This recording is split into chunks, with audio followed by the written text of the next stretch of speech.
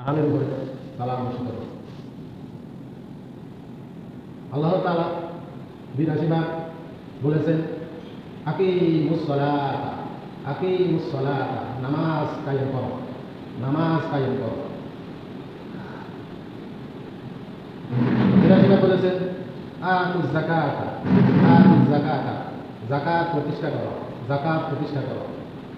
যাকাত হচ্ছে ময়লা, সম্পদের ময়লা, শরীরের ময়লা আছে না, শরীরের ময়লা পরিষ্কার করার জন্য আমরা ইবাদত করি, হালাল খাই, গুনাহ থেকে বিরত থাকি।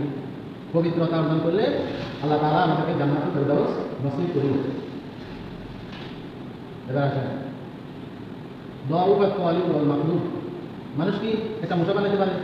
মানুষ কি একটা মাছি বানাইতে পারে? মানুষ কি একটা মরিচ বানাইতে পারে? হ্যাঁ, মানুষ কি একটা ফল বানাইতে পারে? পারে। তাহলে সব কিছু পারে কে? আল্লাহ। মানুষ কি মানুষ বানাইতে পারে? সব পারে, কিন্তু রূহ দিতে পারে না।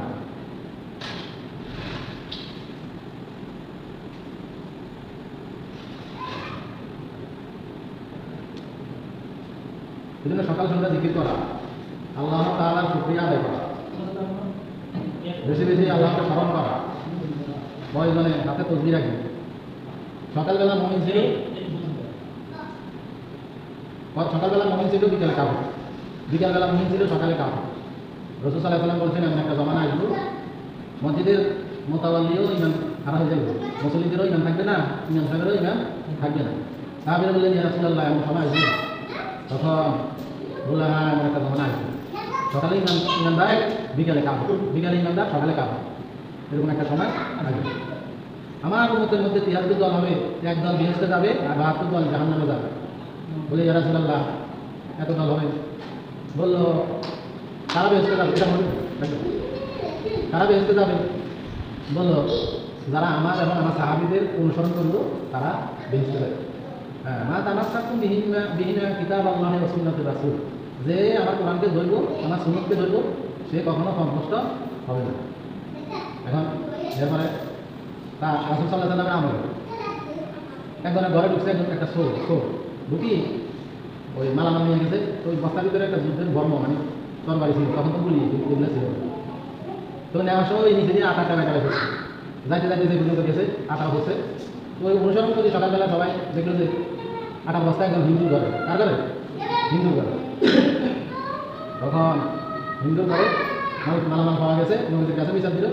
নবীদের বিচার তো হক বিচার করে দিল। নিয়ম হয়েছে যে আকাশ মাল পাওয়া যাচ্ছে, সে কি চোর। হিন্দু বলতেছে, হিন্দু বলতেছে আমি চোর না, অমুক অমুকে আমার ঘরে আমি রাখি দিয়েছি। তো সেটা তো আর কেউ দেখেন, দেখছেন? তখন অনেক দুই মহলের মধ্যে অনেক কথা কাটাকাটি হয়েছে। পরবর্তীতে জিবরাইল ফেরেশতা আসে বলে যে অমুক লোকে এই ঘটনা ঘটাইছে, জানালার শিখ কাটছে, শিখকারী সে তার মালটা এইভাবে নেওয়ার সময় যখন সে পারে নাই নিজে সারার জন্য মালটা ওই ঘরের মধ্যে রাখি দিয়েছে। তো যেই লোকে চুরি করছে সেই লোকটা হচ্ছে মুসলমান। কি মুসলমান? দেখে মুসলমান করছে যে নবীজির সামনে চুরি করি, নবীজি উপস্থিত আছে, তখন দুনিয়া চুরি করছে, দেখে কি মুসলমান আছে? তাহলে কি অনকনসেপ্ট, নাকি মুনাফিক করবো না, কাফের হইব না, হিন্দু হইব না, হিন্দু হইব, কোন তা কোথায় হবে? এখন সে হলো মুনাফিক। কি এই মুনাফিকেরা বুঝলেন যে উপরে দিয়ে মুসলমান, অন্তরে নেপাকি আছে, তাকে বলা হয় কি মুনাফিক।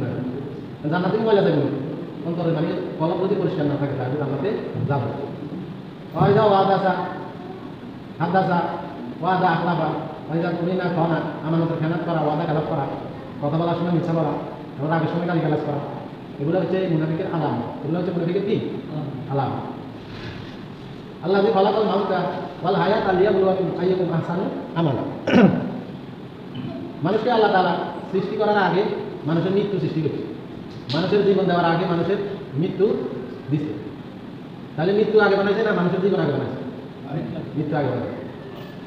আর সে আল্লাহ বলতেছেন যে ইন্নাল্লাহা আশতারা মিনাল মুমিনিনা আনফুসাহুম ওয়া আমওয়ালাহুম বিআন্না লাহুমুল জান্নাহ।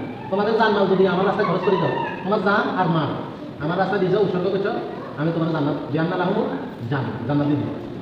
আবার নবী বলতেছেন লিয়া বিআন্না বিহি আজমানা লাহুল জান্নাহ, যদি কেউ তার জিহ্বা দ্বারা গুনাহ করতে পারে, সে বলছে আশহাদু আল্লা ইলাহা ইল্লাল্লাহ, আল্লাহ তাআলা কোনো ইলাহ নাই, আমি সাক্ষ্য দিলাম, ওয়াহদাহু লা শারীকা লাহু, আমি তার সাথে কারোর শরীক করব না, এবং বললে যে অনাসাদ আন্না মোহাম্মদের রসুল, মোহাম্মদ সাল্লাহ সাল্লাম আল্লাহ রাসুল, আমি সাক্ষ্য দিই। যদি এই কথা বলি সে অটল থাকে, সোমবাস থাকে, আনন্দ দিলে সোমবাস থাকে, সে যদি ইমানের উপর অটল থাকে, এরপরে সে গুনাহ না করে, লজ্জাস্থানের হেফাজত করে, আমি নবী তার জান্নাতের জিম্মাদারি দিলাম। আমি জিম্মাদারি দিলাম জান্নাত তাকে দিয়ে দিই।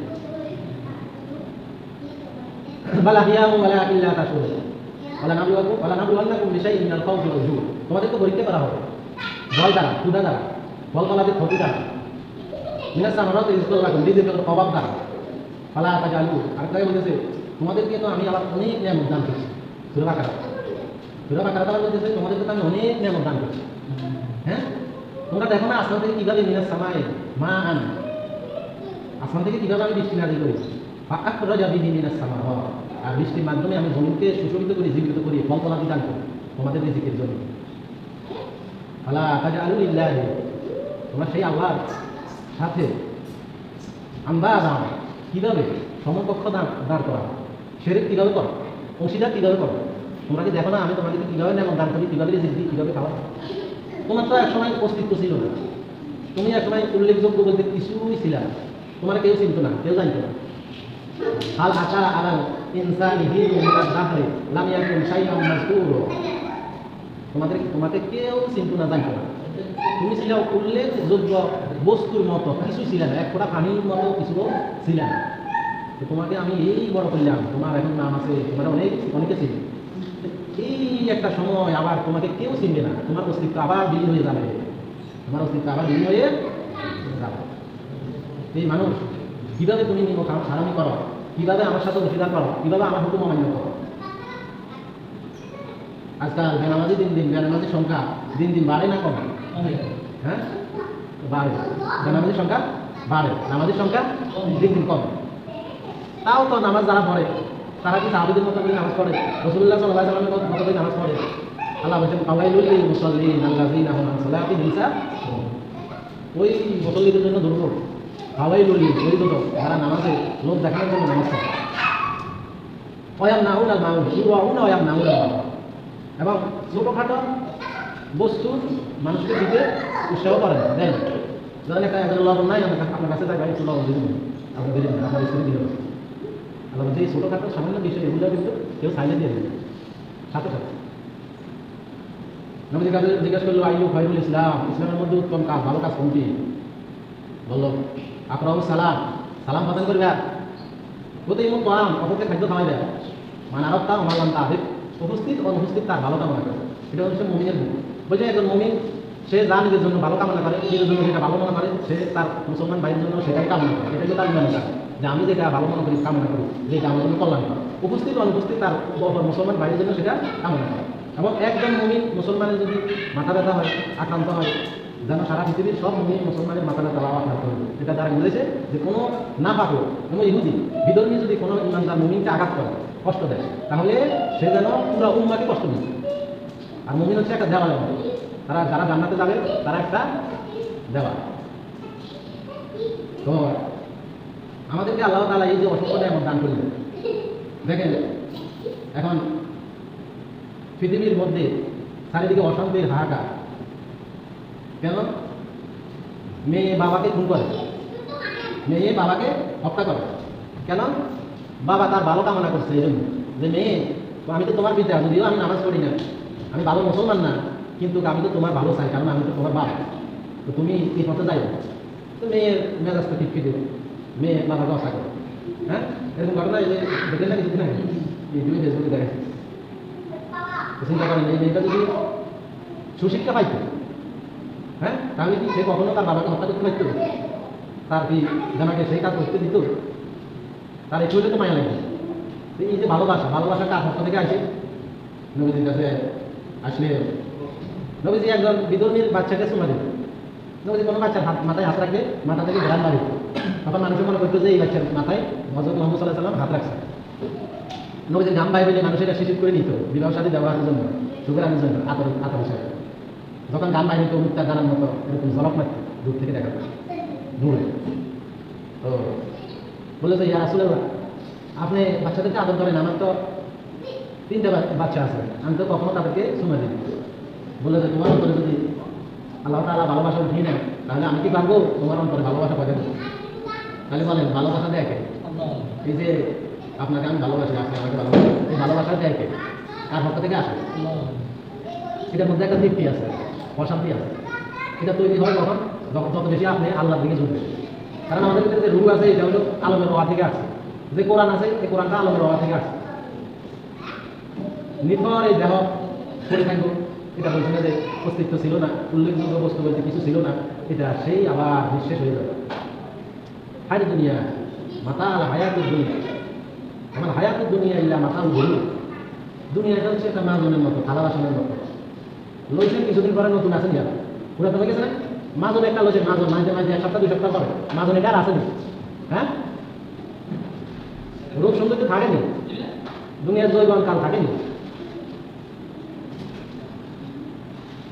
নদীর একুল ভাঙে অকুল ঘরে, এই তো নদীর খেলা। সকালবেলা ধনীর তুই ফকির সন্ধ্যাবেলা। ওই যে একটা মোবাইলে দেখলাম এক লোকের ঘর বাড়ি পড়ে গেছে, তার সব ধ্বংস হয়ে গেছে, তো তার কাছে কেউ একজনের রুটি একটা না দুটো আনি দিচ্ছে। তখন সে বললো যে আমার কাছে এখন সম্পদ হিসাবে এই রুটি, আমার হাতে যে একটা রুটি এটাই আছে, আমার আর এখন আর কিছু নেই, এখন আর কিছু। তখন এই ফকির হয়েছে নিকলছে, এটা তো বাস্তব, আমি নিজে চোখে দেখছি।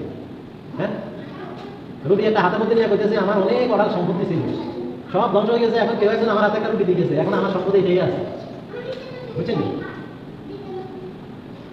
জুয়িনা লিন-নাসি হুব্বু শাহাওয়াতি মিনান নিসা।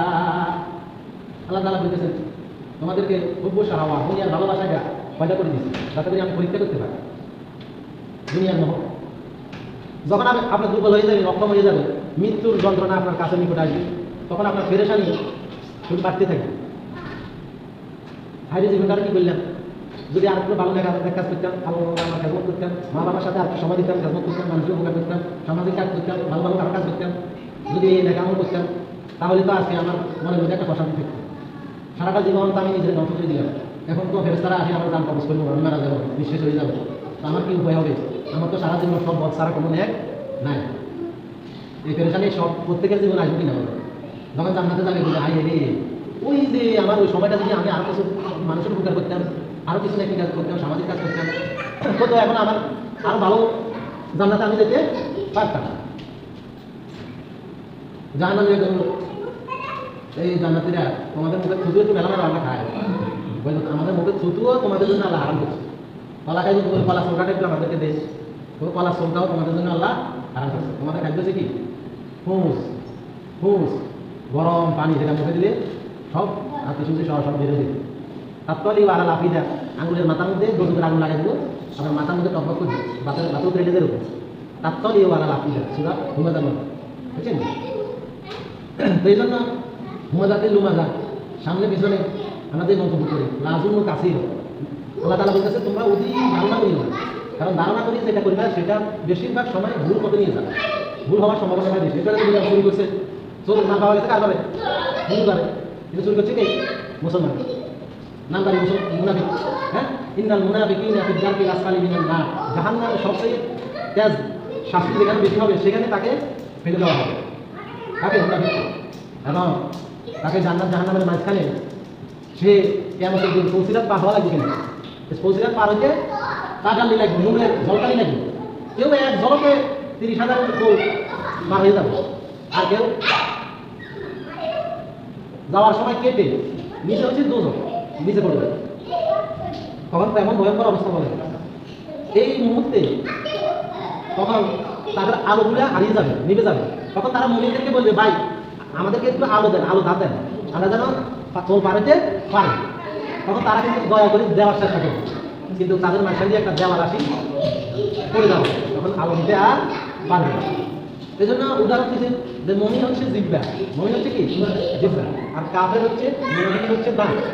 দাঁতের যে কোনো মুহূর্তে জিব্বা আঘাত করে, হ্যাঁ করেনি, কিন্তু জিব্বা সব সময় দাঁতের উপকার করে 24 ঘন্টা। একটু দাঁত মজা লাগবে বারবার জিব্বা সেখানে যায় পরিষ্কার করার চেষ্টা করে। আমরা দেখা যায় জিব্বার মধ্যে একটা মাত্র জিব্বা, অসংখ্য সাপ আল্লাহ তাআলা এই জিব্বার মধ্যে দান করছে। হ্যাঁ দেখেন, সুতরাং আহারের মধ্যে আছে, তোমাদেরকে যে আমি গরুর দুধ খাওয়াই, হ্যাঁ এই একে সুরার মধ্যে আবার মৌমাছির কথা বলছে, মধু যে খাও শেফা, এই মধু কীভাবে উৎপাদন হবে? একটা মাছির মাধ্যমে, যে মাছি মুখে নেওয়ার পরে এটা আমার ভিতরে মধু হয়ে যায়। মানুষের পক্ষে কি মধু বানানো সম্ভব, দুধ বানানো সম্ভব?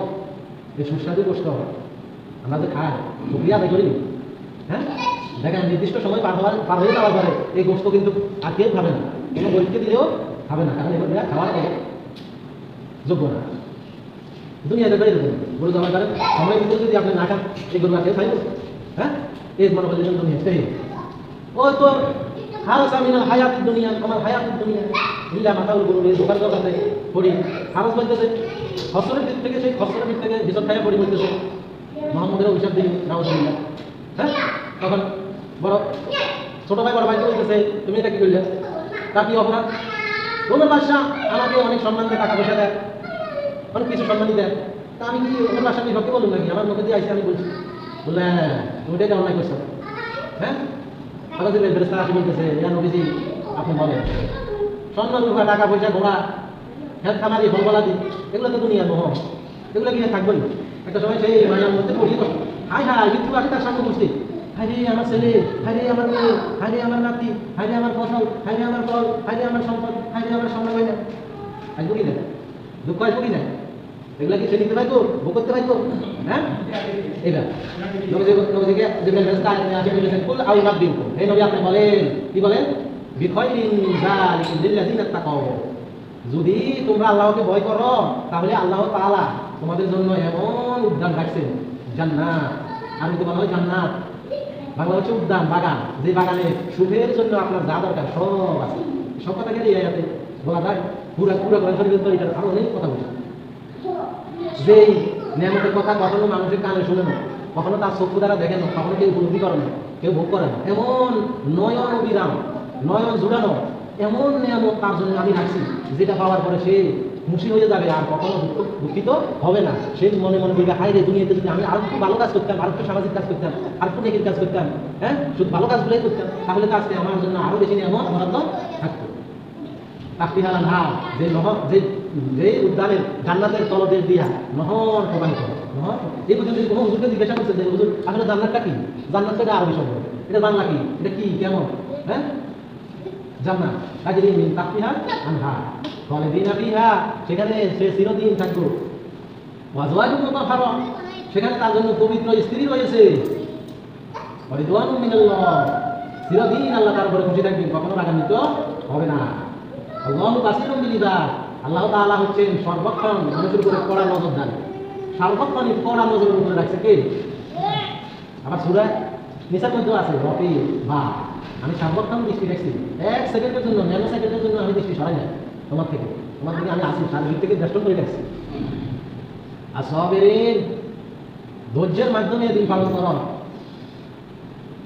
সাদিকিন, সত্যবাদী হও, মুনফিকিন, দানশীল হও। হ্যাঁ তাহলে তোমার জন্য সেই জান্নাত রয়েছে। ওয়াল মুস্তাকবিরিন, ক্ষমা প্রার্থনা করো, কখন কখন করলে ক্ষমা প্রার্থনা? বিল আসহার, ভোর রাত্রে ক্ষমা প্রার্থনা করো। এখন দেখেন ইসমাঈল আলাইহিস সালামের তার ভাইয়েরা কুয়ার মধ্যে ফেলে দিছে, তাকে অনেক কষ্ট দিছে, তার কোনো অন্যায় ছিল না। তখন ইয়াকুব আলাইহিস সালাম বলছে আমি তোমাদের জন্য আল্লাহর কাছে ক্ষমা চাইব, কিন্তু সাথে সাথে ক্ষমা চান না, ক্ষমা চাইব কখন? নির্দিষ্ট সময়ে, যখন আল্লাহর সাথে সরাসরি যোগাযোগ করবেন। এই ইয়াকুব নবী তখন দুনিয়ার মানুষ সবাই যখন ঘুমায় থাকবো, হ্যাঁ তখন তিনি আল্লাহর সাথে যোগাযোগ করবেন যে আল্লাহ তারাও তো আমার ছেলে ভুল করছে, আল্লাহ মাফ করে। হ্যাঁ ইউসুফ নবীর ভাইয়েরা কেন কুয়ার মধ্যে ফেলে দিল? কেন তাকে এত কষ্ট দিল? হিংসার কারণে। কিসের কারণে? হিংসার কারণে। যে আমারও তো বাবা, তোমারও বাবা তোমারও তোমাদের দুইটা, আমার যে একটা, তোমারা আমার সহ্য করতে পারে। বাবা তো জানে এই হচ্ছে ইউসুফ নবী, তোরা তার নবী নয়, এই হচ্ছে আমার উত্তরাধিকারী, আমার নবুয়তের উত্তরাধিকারী, তার মর্যাদা তোমাদের মর্যাদা সমান নয়, সমান নয়। তো তারা হিংসা করি চক্রান্ত করি। ঠিক জায়গায় পৃথিবীর শুরুতে আদমের দুই ছেলে, এক ভাই আরেক ভাইকে হত্যা করছে না? কেন করছে? হিংসার বশবর্তী হয়ে হিংসা করে হত্যা করছে। তোমারও কেন দিব, আমার কেন দিব না? ভাই বলতেছে তোমরা যদি আল্লাহকে ভয় করো আল্লাহ তোমারও দিব। বলতেছে না আমি নেই, বুঝছেন? পৃথিবীতে যত মানুষকে হত্যা করবো, ওই হত্যার একটা অংশ আদমের ওই ছেলের আমলনামায় লেখা হবে যে ছেলে সর্বপ্রথম হত্যাকাণ্ড চালু করেছে। পৃথিবীতে যত মানুষকে অন্যায়ভাবে হত্যা করা হবে, সে যেন সারা একজন মানুষকে হত্যা করলো, যেন সারা পৃথিবীর মানুষকে হত্যা করলো, সেই গুণে তার আমলনামায় লেখা হবে। এবং সর্বপ্রথম হত্যা চালনাকারীকে হত্যাকারী আমলনামায় অংশ লেখা হবে। আল্লাহ তাআলা বলে, ইন্না আকরামাকুম ইনদাল্লাহি আতকাকুম। নবী যে মসজিদে বসি সাহাবাদেরকে কিছু ভালো কথা বলেন, উন্নয়নমূলক কথা বলেন, কল্যাণমূলক কথা বলেন, নবীজির আশেপাশে সবসময় ভিড় করতো সাহাবা। তো তখন তো যারা নতুন মুসলমান তারা জাহিলি যুগের মানুষ ছিল। তখন একজন প্রতিদিন নবীজির একেবারে সামনে বসতেন। একদিন তিনি দেরি করে আসলেন। তখন তিনি দেরি করে আসি, যেখান থেকে জায়গা আছে সেখান থেকে বসবেন। তিনি তাকে উঠাই দিয়ে ওখান থেকে বসার চেষ্টা করলেন। তখন যাকে উঠাই দেওয়ার চেষ্টা করলো, তিনি একটু রাগান্বিত হয়ে তাকে অপমান করার জন্য ভালো ব্যবহারের মাধ্যমে, যে তুমি তো অমুকের ছেলে, এই কথা তারা বোঝাইছে যে তার মা ছিল জাহিলি যুগের না, এটা তাকে স্মরণ করে দিয়ে সমাজের মধ্যে হাজিরানা মজলিসে তাকে অসম্মানিত করার জন্য তার মায়ের কথা তাকে স্মরণ করা দিয়েছে। কেন? সে অভদ্রতামূলক আচরণ করছে মনে হয়েছে, এই জন্য সে তার মায়ের কথা মনে করা দিয়েছে যে তুমি তো অমুক মায়ের সন্তান। এটা ভালো ব্যবহারের মাধ্যমে কি করা হয়েছে? অসম্মান করা হয়েছে। তখন তাদের দুজনের মধ্যে কথা কাটাকাটি হয়েছে। তখন নবী বললেন, এই থামো, ইন্না আকরামাকুম ইনদাল্লাহি আতকাকুম। তোমাদের মধ্যে সবচেয়ে সম্মানী ব্যক্তি কে বলো? বললো যে ইয়া রাসূলুল্লাহ, আল্লাহ জানে এবং রাসূল সাল্লাল্লাহু আলাইহি সাল্লাম ভালো জানে। বললো যে তোমাদের মধ্যে সবচেয়ে সর্বশ্রেষ্ঠ সম্মানী ব্যক্তি হচ্ছে যে আল্লাহকে বেশি ভয় করে। হ্যাঁ, কে কাকে সম্মান দিব? কতটুকু দিব? তার কাছে আছে বা কতটুকু? সবচেয়ে বেশি সম্মান দেওয়ার মালিক কে? আল্লাহ। আলহামদুলিল্লাহি রাব্বিল আলামিন। প্রত্যেক রাকাতে বললেন যে সার্বভৌম ক্ষমতার মালিক আল্লাহ তুমি, সার্বভৌম জগতের মালিক আল্লাহ তুমি, সার্বভৌম শক্তির মালিক আল্লাহ তুমি, একত্ববাদী খোদা তুমি, একত্ববাদ একমাত্র তোমার শানে বলা যায়। এই তাওহীদের ঘোষণা আমরা নামাজের মধ্যে দিই, বলেন দেখি না? আমার দিকে তাকান, প্রত্যেক নামাজের মধ্যে আমরা এই তাওহীদের ঘোষণা দিই না, আলহামদুলিল্লাহি রাব্বিল আলামিন। আমরা বলি আউযু বিরাব্বিন নাস। হে জগতের মালিক, তোমার কাছে আশ্রয় চাই। হে সার্বভৌম মালিক, তোমার কাছে আশ্রয় চাই। হে সার্বভৌম ক্ষমতার মালিক, তোমার কাছে আশ্রয় চাই। কুল আউযু বিরাব্বিল ফালাক। হে সার্বভৌম ক্ষমতার মালিক, তোমার কাছে আশ্রয় চাই। তুমি সেই সার্বভৌম ক্ষমতার অধিকারী যে রাতের অন্ধকারকে ফাটাইয়া সিরিয়া দিনের আলো বের করে নিয়ে আসো। এগুলা কি নামাজে পড়েননি? কখনো এগুলা কি করছেন? চিন্তা করছেন? কাউকে জিজ্ঞাসা করছেন যে আমি যেগুলো একটা শব্দ শিখি রাখি, ইয়া রাসূলুল্লাহ সাল্লাল্লাহু আলাইহি সাল্লাম, আমি কুল হুয়াল্লাহু আহাদ আল্লাহুস সামাদ লাম ইয়ালিদ ওয়া লাম ইউলাদ ওয়া লাম ইয়াকুল লাহু কুফুওয়ান আহাদ। ভালোবাসি।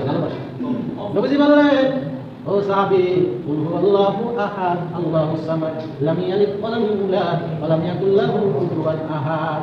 এই সূরার ভালোবাসা তোমাকে জান্নাত পর্যন্ত পৌঁছাইয়া দিব।